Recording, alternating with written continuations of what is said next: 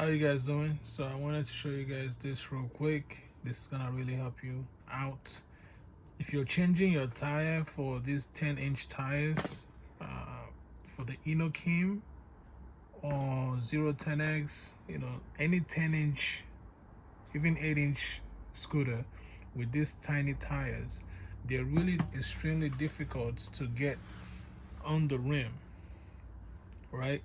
So I'll show you guys, this is the easiest way to do this. Get a heating gun. This is mainly what you're gonna need. Get a heating gun, and you're only gonna need one of these. A heating gun and this, and you should be good. Before you make sure you put the tube in. You see how the tube is already inside?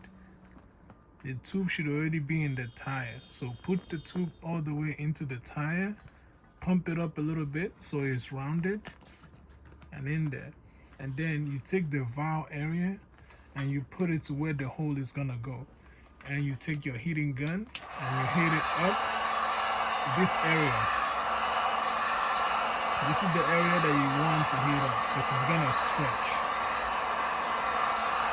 So you can go around in circular motion for at least a few seconds or maybe a minute. You don't want to smell rubber. You don't want to smell rubber. Just enough that you feel that it's getting warm enough. Once you have done that, you put the heating gun down, and this is when the rim, of course, would already be on here. And then you push it and you press, and it should slide in. If it's not all the way in, it should be like half of it sticking out. And that's when you're gonna use this, go in there, pull it up, because it's still a little bit warm. So it should be more flex for you. So just wanted to show you guys this. This is the easiest way to change the tire on a 10-inch rim. Thank you for watching.